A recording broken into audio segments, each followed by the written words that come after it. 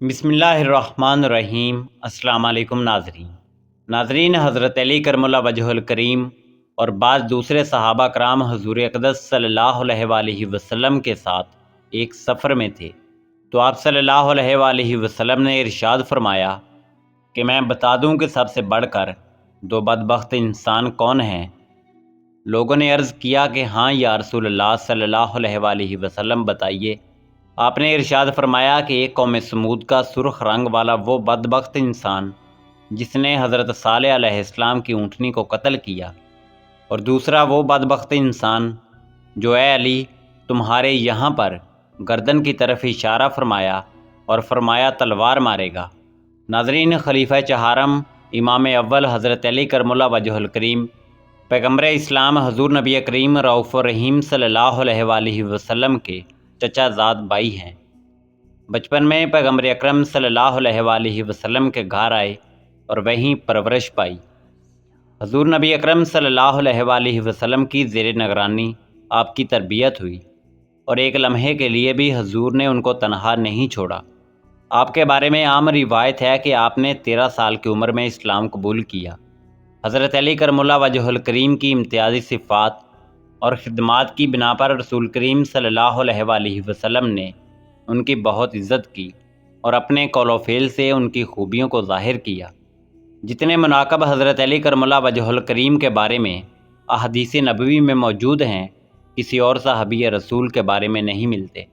ناظرین، عالم اسلام کے چوتھے خلیفہ امام اول حضرت علی کرم اللہ وجہ الکریم کے بارے میں حضور نبی کریم صلی اللہ علیہ وآلہ وسلم نے ارشاد فرمایا، علی مجھ سے ہیں اور میں علی سے ہوں، میں علم کا شہر ہوں اور علی اس کا دروازہ ہے، تم سب میں بہترین فیصلہ کرنے والا علی ہے۔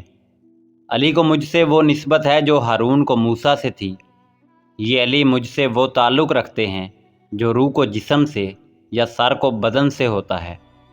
ناظرین، جب مہاجرین و انصار میں بھائی چارہ کیا گیا تو حضرت علی کرم اللہ وجہ الکریم کے بارے میں حضور نبی اکرم صلی اللہ علیہ وآلہ وسلم نے ارشاد فرمایا، علی دنیا اور آخرت میں میرا بھائی ہے۔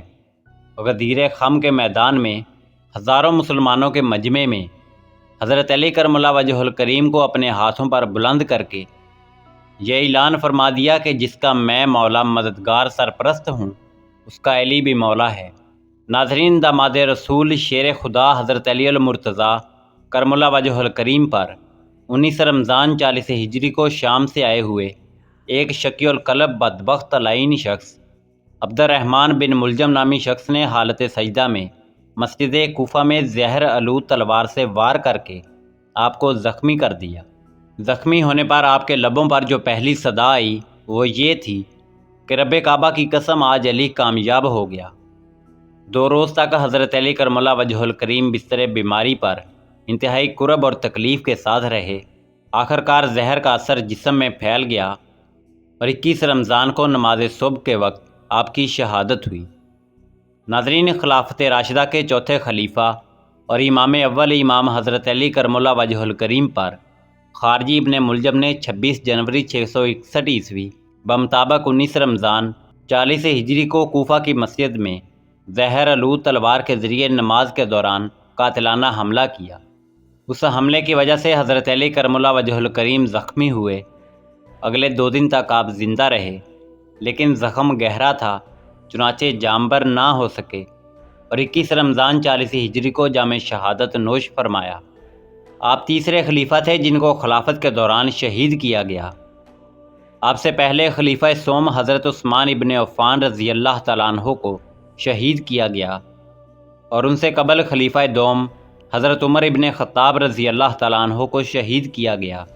ناظرین، حضرت علی ابن ابی طالب رضی اللہ تعالیٰ عنہ 656 عیسوی میں حضرت عثمان غنی رضی اللہ تعالیٰ عنہ کی شہادت کے بعد خلیفہ بنے، تاہم انہیں اس وقت معاویہ ابن ابو سفیان اور دیگر افراد کی جانب سے مخالفت کا سامنا کرنا پڑا، اور نتیجتاً اسلام میں پہلی خانہ جنگی شروع ہوئی۔ عبد الرحمن ابن ملجم مرادی نے مکہ میں دوسرے 2 خارجی برق ابن عبداللہ اور عمر بن بکر تامیمی سے ملاقات کی۔ ان لوگوں نے 3 بڑی اسلامی شخصیات حضرت علی بن ابی طالب، معاویہ ابن ابو سفیان اور گورنر مصر حضرت عمر ابن العاص کو مسلمانوں کے موجودہ حالات کا ذمہ دار قرار دیا اور اپنے وقت کی ناپسندیدہ صورتحال کو حل کرنے کے لیے ان 3 شخصیات کو قتل کرنے اور اپنے صحابہ نہروان کے قتل کا بدلہ لینے کا فیصلہ کیا۔ دراصل ابن ملجم کا علی ابن ابی طالب کرم اللہ وجہ الکریم کو شہید کرنے کا محرک نہروان کی وہ خاتون تھی جسے وہ محبت کرتا تھا۔ اس عورت کا باپ اور بھائی جنگ نہروان میں مارے گئے تھے۔ اس خاتون نے اس شرط پر شادی کی حامی بھری کہ ابن ملجم حضرت علی ابن ابی طالب کرم اللہ وجہ الکریم کو قتل کر دے۔ چنانچہ کوفہ کی مسجد میں ابن ملجم نے حضرت علی کرم اللہ وجہ الکریم پر حملہ کیا جس سے وہ شہید ہو گئے۔ جوابی کارروائی میں اگلے خلیفہ حضرت امام حسن ابن علی علیہ السلام نے ابن ملجم کو سزائے موت دے دی۔ ناظرین، شہادت کے بعد مولا علی کرم اللہ وجہ الکریم کے جسد مبارک کو ان کے بیٹوں حضرت امام حسن، حضرت امام حسین اور حضرت محمد بن حنیفہ اور ان کے ایک بھتیجے عبداللہ ابن جعفر نے غسل دیا، پھر انہیں انہی حضرات اور عبید اللہ ابن العباس نے رازداری سے دفن کر دیا، کیونکہ اس بات کا خدشہ تھا کہ ان کے جسد مبارک کو نکال کر بے حرمتی کی جائے گی۔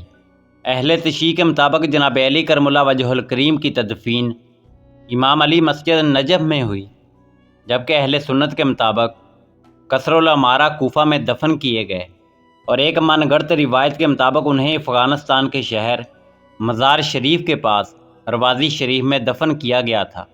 ناظرین، حضرت مولا علی کرم اللہ وجہ الکریم کے مزار پر انوار کے حوالے سے تاریخ میں مختلف اقوال ملتے ہیں۔